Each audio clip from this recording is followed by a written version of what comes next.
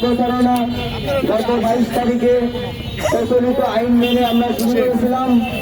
সেই প্রচারণায় গোপালগঞ্জ 2 আসনবাসী আপনারা আমাকে যে সঙ্গ দিয়েছেন, যে পরিশ্রম করেছেন, আমি সত্যি আপনাদের প্রতি অনেক কৃতজ্ঞ। আপনারা আগামী 12 তারিখ পর্যন্ত পাহারা দিয়ে আপনাদের অধিকার নিশ্চিত করবেন, গোলাপ ফুল মার্কায় ভোট প্রদান করবেন। আমি যে ইতিমধ্যে ইশতেহার ঘোষণা করেছি, আপনারা আমাকে জয়যুক্ত করলে আমি আমার ইশতেহারের প্রতিটি লাইন আমি পালন করব, এই প্রতিজ্ঞা করে যাচ্ছি। আপনাদের অসংখ্য ধন্যবাদ। দীর্ঘ পথ চলা, অনেক কষ্ট ক্লান্তি করে আপনারা এই কার্যক্রম সামনের দিকে নিয়ে যাচ্ছেন। শুধুমাত্র গোপালগঞ্জ 2 আসনকে একটি মডেল আসন তৈরি করার জন্য এবং একজন যোগ্য ব্যক্তির কাছে 2 আসনকে অর্পণ করার জন্য সত্যি আমি অনেক খুশি আপনাদের প্রতি। আপনারা আগামী 12 তারিখ পর্যন্ত ভোট দেবেন, পাহারা দিয়ে রাখবেন। পরবর্তী সময়ে আমি আপনাদের জিম্মাদার হিসাবে আপনাদের সকল আশা আকাঙ্ক্ষা পূর্ণ করবো।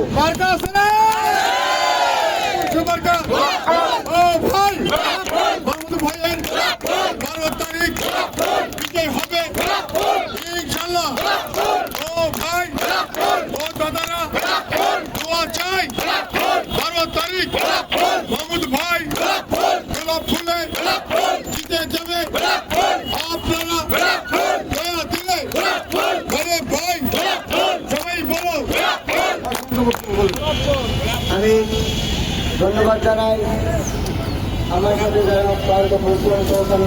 এগিয়ে যাচ্ছেন। আমি গোপালগঞ্জ 2 আসনকে আপনারা আমাকে নির্বাচিত করে এমপি নির্বাচিত করলে আমি গোপালগঞ্জ 2 আসনে আইনের শাসন প্রতিষ্ঠা করে যাব, ন্যায় বিচার প্রতিষ্ঠা করব, কর্মমুখী শিক্ষার মধ্যে দিয়ে যে বেকারত্বের অভিশাপ আছে এই অভিশাপ থেকে আপনাদের মুক্তি দেব। আপনারা যারা ইয়াং জেনারেশন আছেন প্রত্যেকের কাজের ব্যবস্থা করব, কাজের ব্যবস্থার মধ্যে দিয়ে সমাজ থেকে দুর্নীতি অনিয়ম যা আছে এবং মাদক মুক্ত সমাজ গড়ে তুলব। আপনারা জানেন যে বাজেট আসে, যে বাজেটের সুষম বন্টন না হওয়ায় আমাদের প্রান্তিক জনগোষ্ঠী তাদের জীবনমান উন্নয়নে ভূমিকা রাখতে পারেন না। আমি আপনাদের ওয়াদা করছি আগামী নির্বাচনে আপনারা আমাকে গোলাপ ফুল মার্কায় ভোট দিয়ে জয়যুক্ত করলে আমি আপনাদের যে সুষম বন্টন এই বন্টনের মধ্যে দিয়ে প্রান্তিক জনগোষ্ঠীর উন্নয়নে কাজ করে যাব।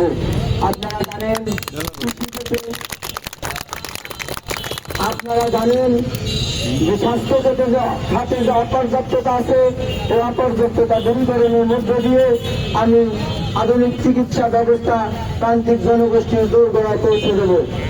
আপনারা জানেন কৃষিক্ষেত্রে যে বরাদ্দ আছে সে বরাদ্দের সুষম বন্টনের মধ্য দিয়ে কৃষি বিপ্লবের মধ্য দিয়ে এদেশকে চিরতরে ক্ষুধামুক্ত করব।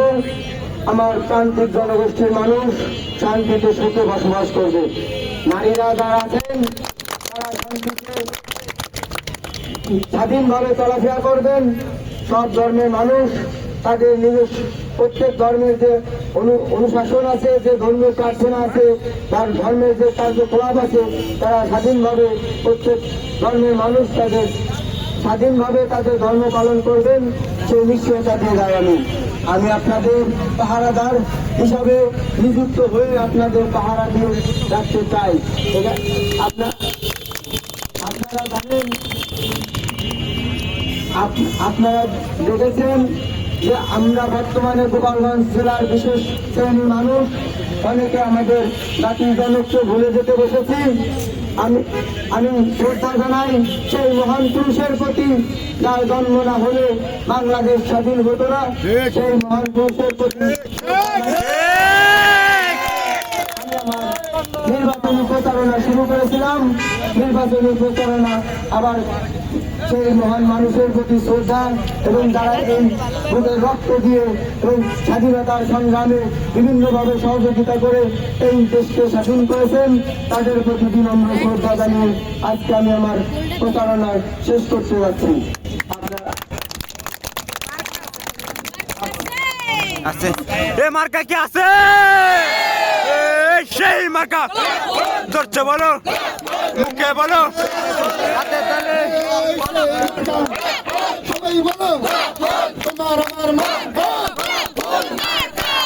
ফুল মার্কা 12 তারিখের মার্কা ফসল ভাইয়ের মার্কা স্যারের মার্কা মাহমুদ ভাইয়ের মার্কা 2 আসনের মার্কা 12 তারিখের মার্কা বিদায়ের মার্কা এবারের মার্কা মুক্তিযুদ্ধের মার্কা স্বাধীনতার মার্কা